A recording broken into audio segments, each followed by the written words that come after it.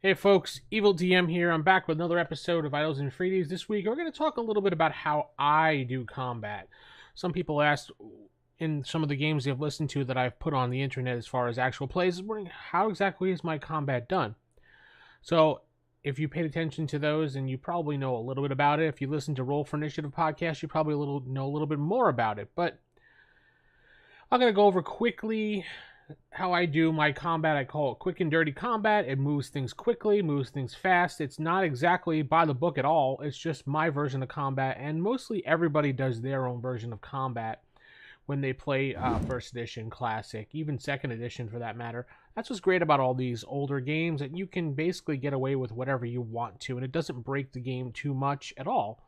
And you don't have to worry about screwing around and everything. But anyway, so my order of combat is, here's a scene right here. I have a party of 4, and they're entering in this little temple area, and they just got surprised by a group of kobolds who's up there waiting for them because they saw them outside, and they're ready to attack them. So we went through the surprise round already. The party is surprised. They got attacked.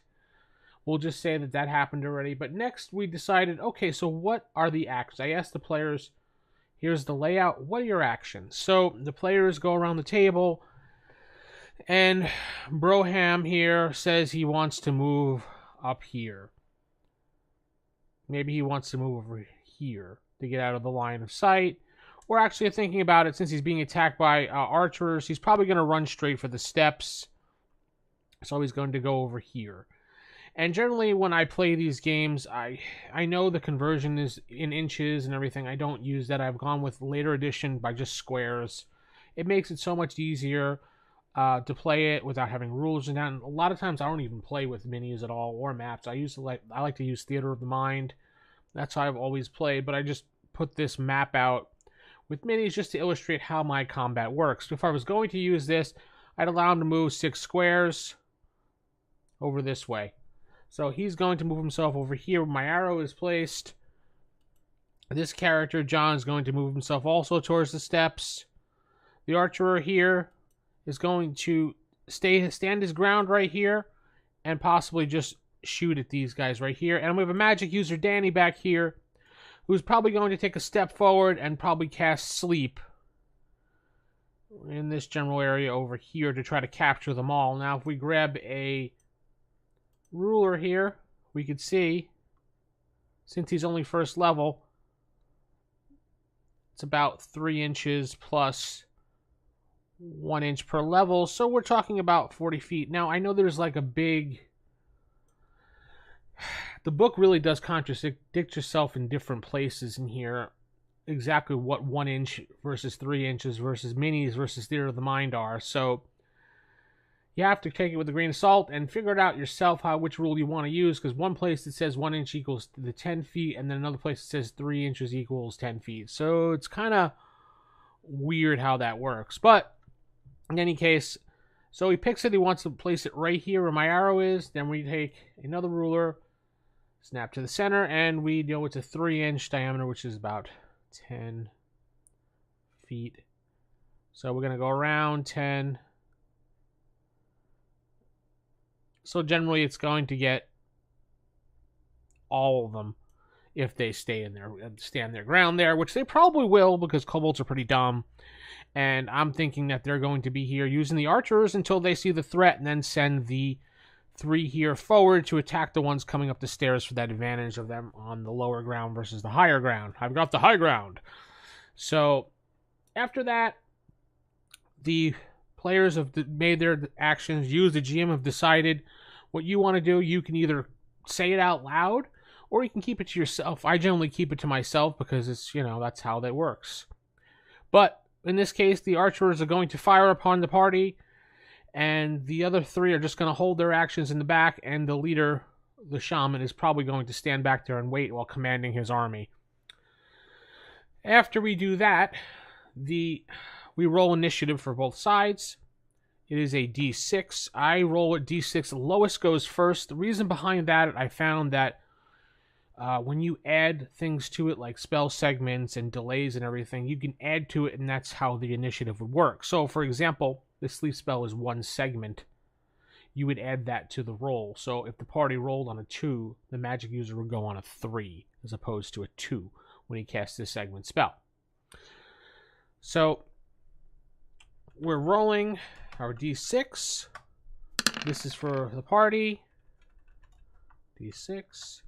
This is for the monsters. 3. So lowest will always go first in this instance. So the monsters are going to go first. The party had a 3, and then a 4, the magic user spell will go off. So they will attack the party. Let me just grab my DM guide here so I can look at the matrix. Alright, so they are less than a 1 hit dice. So they're going to go after these, and we're going to check the range here just to see. Alright, it's still within general good range here. Okay. So then we're going to roll our d20 for the first one, and we see it's a 2, so it's a miss. So what you could do here in this instance is do it by bulk or individually. If you're really stickler for combat, you can do it individually, but I do it individually. I don't really care. 18, that is going to hit an armor class of 3, which we'll just say hits this guy right here. We'll just say roll d6 for damage. And it's a 1 point of damage to this character right here. And then we go on and go forth with the rest of them. Okay, they get injured, whatever. That's fine. Now we have no missile. We have missile weapons already. We have no movement. They're not doing anything. They're not casting any spells. So now the party goes. Like we said, this guy is going to go here. So we're going to select movement. He's going to go here to run up the steps. He's going to follow in suit right here as well. I'm going to have him shift over to here. And Danny's going to move himself up to here like he said. And since there's no melee, there's nothing for them to really do at the moment. So melee doesn't have it. Movement is next. And then the spell goes off. We just check it one more time. Make sure that's snapped to the center. Yeah. Okay.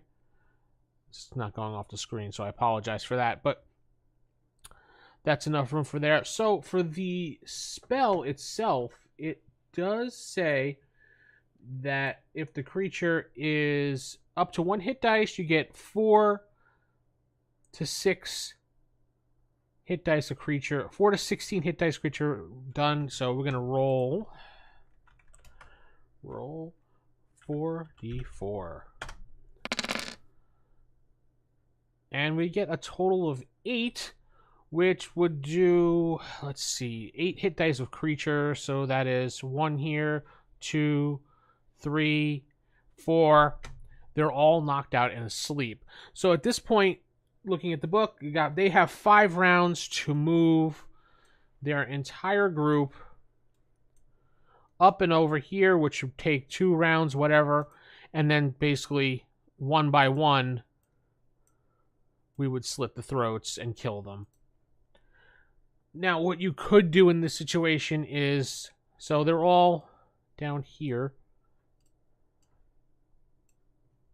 And these guys are over here, we'll say. Now, it's the next round. These guys are all sleeping. So we'll say that he moves up to here. He moves up to here. That's the second round. Third round, he comes over here and slits this guy's throat. We'll move him over here.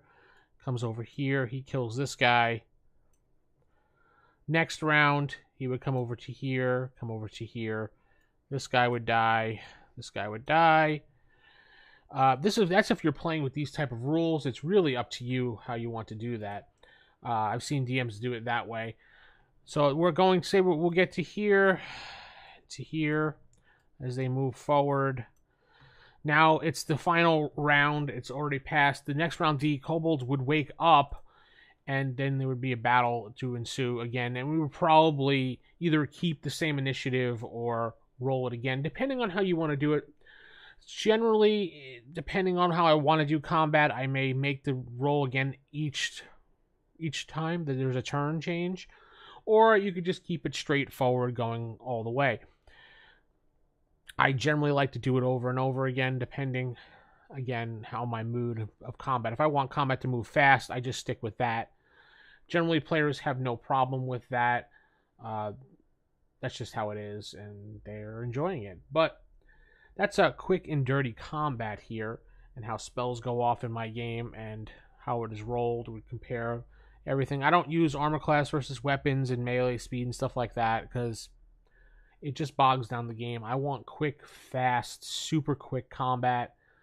I don't want to be bogged down by rules. If there's a problem during combat and we need to break out, or if we have minis, we break out a rule or whatever. If we really need to, generally I'll just be like, yeah, it's fine, because I'm not that hard up on the rules at all.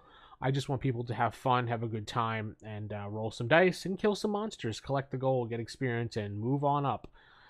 Now, with that said, if they have some bad rolls for the night and they die, well, they die. But as a good DM, you have a screen in front of you, and there's always a thing called fudging rolls. So if you miss, sometimes, whoops, I miss. And there's also times that I've let players, if they're rolling and they're getting desperate and I see they're rolling really badly, I'll be like, all right, roll again. You're the DM. It's just your game. As long as everybody's having fun, who cares if it's a miss or not? But yeah, quick and dirty combat for my 1E games. Going over it real quick. Place the minis down on the mat. However you want to do, set up the scene. Or if it's the theater of the mind, describe it for everybody so we're all on the same page. Then the players declare their actions, or what they want to do, where they want to move, and then where they want to hit. If they want to do those things, they want to cast a spell. Roll a d6. Lowest number goes first. If anybody's casting a spell, add the segments to that. If it's instantaneous, it's instantaneous. If it's 1, add it to it. Then the side that lowest goes first. You have them shoot their missile weapons off. After that, you take care of any movement with melee involved in there. And then the losing side goes, and so on. And then you can roll again, or you can just keep the same static combat. Now, as far as who goes, I forgot to mention this, who goes on the player's side, that is really up to how you want to handle it.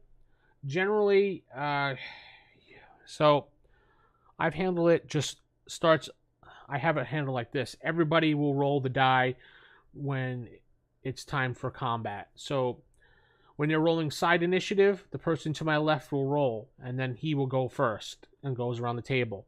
The next time it's them to roll, it's the player next to him is the left that will start.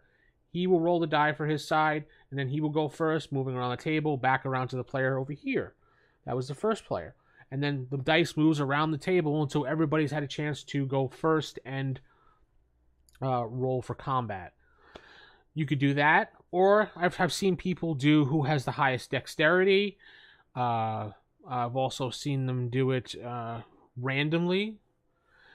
You can have everybody roll a d6, and whoever on the side gets the highest will roll first on that side.